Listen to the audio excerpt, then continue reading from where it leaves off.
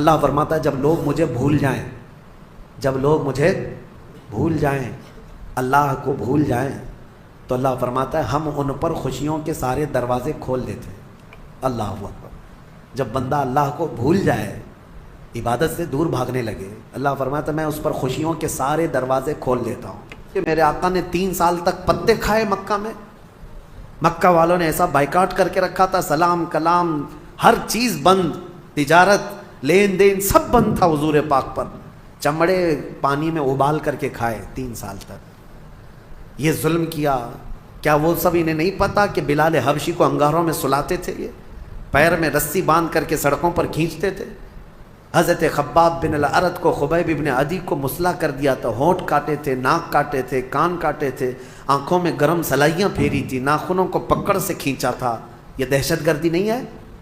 اور ایسے حالات میں جب رسول پاک ہجرت کر کے مدینے چلے گئے تو یہ ظالم وہاں پر بھی جانے لگے، کہاں مدینے کو بھی اجاڑنے کے لیے۔ اب بتاؤ اللہ کا حکم نہیں آئے گا کہ ایسے آتنکوادی جب بھی مدینے میں آئیں پکڑو ان کو؟ اور کیا کرنا چاہیے؟ یہ انصاف ہے یا عدل کا تقاضا ہے؟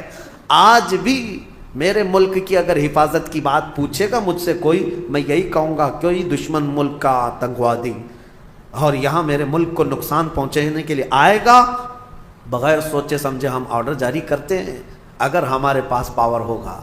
ہاں، اور دوسری بات، اس آیت کو یہ لوگ لے کر کے بہت واویلا مچاتے ہیں، کافروں کو مارنا ہے، کافروں کو مارنا ہے، قرآن میں لکھا ہے، قرآن میں لکھا ہے۔ یہ کس کے لیے حکم ہے؟ ہر مسلمان کے لیے نہیں ہے۔ جو صاحب اختیار، جو پاور والا ہے، جو سزا دینے کے اختیارات جس کو ہیں، اس کو حکم دیا گیا۔ چوری کرنے پر قرآن میں ہاتھ کاٹنے کی بھی سزا ہے، لیکن یہ نہیں ہے کہ ہمارے گھر میں چور رات میں پکڑا گیا اور میں چاقو لے کے رات میں کاٹ ڈالوں، یہ نہیں ہے۔ اسلامی حکومت بھی ہے تو چور کو پکڑو اور لے جاؤ حاکم کے پاس پیش کرو، حاکم پھر سزا دے گا، یہ نہیں کہ ہر گھر والے چاقو لے کے بیٹھے رہے۔ تو اسلام میں سزا دینے کے بھی جو احکام ہیں وہ حکام سے ریلیٹڈ ہیں، جو صاحب اختیار ہے وہ سزا دیں گے۔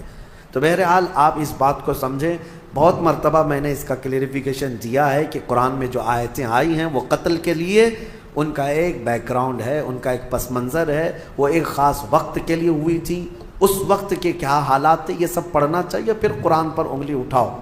اللہ کریم ہم سب کو حقانیت پر قائم رکھے اور حق بولنے کی توفیق عطا فرمائے۔ میرے عزیزو، جہاد کے سلسلے میں بھی آیتیں آئی ہیں، میں کھل کر کے بتاؤں گا۔ یقیناً جہاد ایک مقدس لفظ ہے، نبی پاک صلی اللہ تعالیٰ علیہ وسلم نے جتنے جہاد فرمائے ان میں اکثر ڈیفنس کے لیے بھی ہوئے ہیں، ڈیفنس کے لیے ہوئے ہیں۔ اور کچھ لوگ یہ اعتراض کرتے ہیں کہ انہوں نے زبردستی جو کلمہ نہیں پڑھتا تھا اس کو جا کے مارتے تھے، نہیں، نبی پاک صلی اللہ تعالیٰ علیہ وسلم نے ایسا حکم نہیں فرمایا، اور نہ ہی پوری دنیا کے مسلمانوں کو یہ حکم دیا گیا۔ آج مجھے آپ یہ بتائیں، ہندوستان میں ابھی یہ کہتے ہیں ابھی تمہارا پاور نہیں اس لیے مارتے نہیں ہو، اور پھر جو پاور تھا 700 سال تک تب کیا کی؟ کیا یہاں کے ہر مندر کو توڑ دیا گیا؟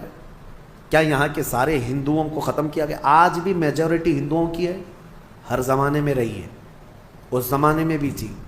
ہاں، کچھ مندر اگر ٹوٹے ہیں، کچھ مسجد بھی ٹوٹے ہیں، لیکن وہ جنگوں میں آپسی معاملات میں ہو سکتا ہے، ورنہ 1000 سال پرانے مندر بھی آج ہندوستان میں موجود ہیں، 1000 سال پرانی جن کی تاریخ ہے وہ آج بھی موجود ہیں۔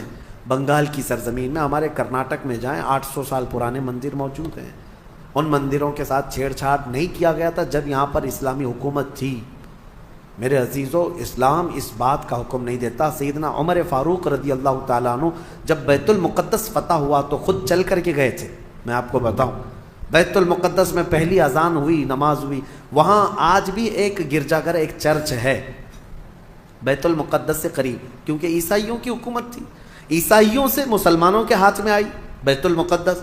تو جب حضرت عمر گئے تو عیسائیوں نے ریکویسٹ یہ کیا، خلیفۃ الرسول اللہ امیر المومنین آئے ہیں، سب دیکھنے کے لیے آ گئے تھے حضرت عمر کو، نام تو سنا تھا۔ تو عیسائیوں کا جو بڑا پادری تھا وہ آ کر کے ریکویسٹ کرتا ہے کہ آپ آئے ہیں تو ہماری چرچ میں بھی وزٹ کریں، ہماری گرجا گھر، ہماری عبادت گاہ۔ حضرت عمر وہاں تک گئے، امیر المومنین، تو عیسائیوں نے یہ کہا کہ آپ یہاں پر نماز پڑھ لیں، کون سی نماز؟ ان کی نہیں، مصطفیٰ کریم کی شریعت، ہماری نماز۔